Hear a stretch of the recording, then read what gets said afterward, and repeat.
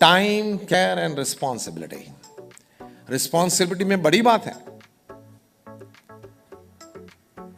वहां मुंबई में एक लड़का अजीत नाबर 10th बोर्ड में टॉप 10 में, 12th बोर्ड में टॉप 10 में, मतलब कितना तेजस्वी होगा। उसकी इच्छा थी मैं मेडिसिन करूं, पिताजी की इच्छा थी आप इंजीनियरिंग करो, लेकिन क्योंकि पिताजी का एक अधूरा स्वप्न था कि मुझे इंजीनियर बनना है, वे नहीं बन पाए, इसलिए वो स्वप्न अपने लड़के पे ठोक देते थे। अजीत नाबर की इच्छा थी मुझे डॉक्टर बनना है, पिताजी की इच्छा थी और आग्रह था कि आपको इंजीनियर बनना है। चलो ठीक है, ओपन एग्जाम दी, उसमें भी टॉप रैंक पे आया। He got admission at IIT Powai, that is IIT Mumbai, what prestigious number 1 engineering college of the country.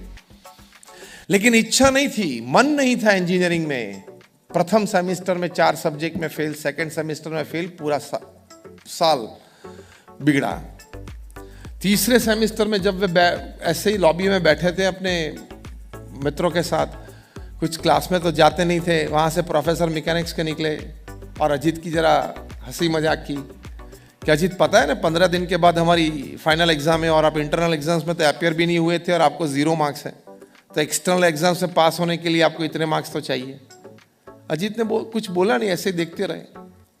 तो प्रोफेसर ने ज्यादा हंसी उड़ाई कि मुझे पता है कि आप तो मेरे एक्सटर्नल पेपर में 10 मार्क भी नहीं ले पाओगे।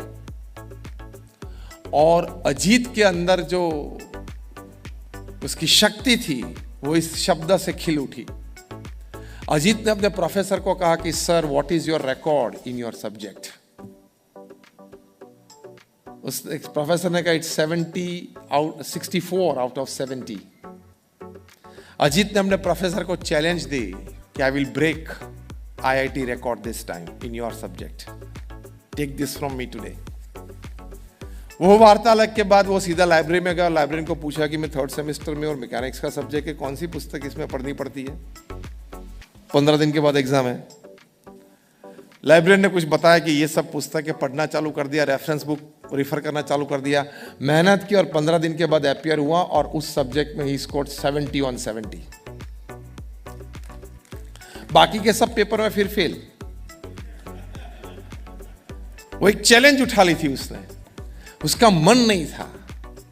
2 साल के बाद वो ड्रॉप आउट हुआ और आज अजीत नाबर मुंबई में सांता क्रूज विस्तार में अपने पिताजी के साथ एक ऑर्डिनरी गैरेज में मैकेनिक के रूप में काम कर रहा है।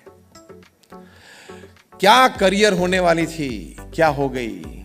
जब हम जिम्मेदारी पूर्ण तरीके से समझते नहीं अपने बच्चों की, उनकी लाइक्स डिसलाइक्स नहीं समझते थे।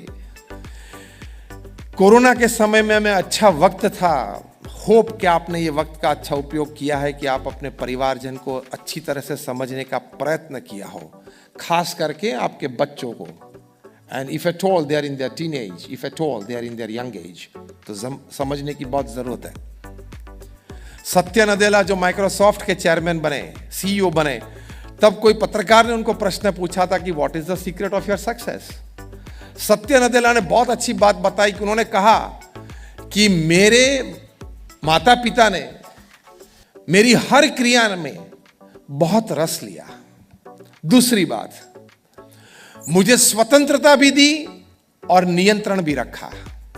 स्वतंत्रता इस बात की दी जो हम अंग्रेजी में बोलते हैं give your children roots and wings both. तो स्वतंत्रता इस बात की दी कि मेरी जो सोच थी, मुझे जो पढ़ाई करनी थी,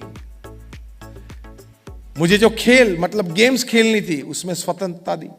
और नियंत्रण क्या रखा, व्यसन न लग जाए, कोई कुआदतें न लग जाए, कुसंस्कार न लग जाए, उस पर नियंत्रण रखा।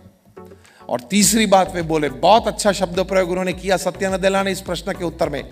उन्होंने कहा कि my parents were the greatest source of inspiration. मेरे माता पिता सबसे बड़े मेरे प्रेरणा मूर्ति हमेशा रहे हैं। क्यों? उन्होंने मुझे फ्रीडम और कॉन्फिडेंस दोनों दिया। तो इस तरह से हम टीनेजर्स और यंगस्टर्स से पेश आते हैं।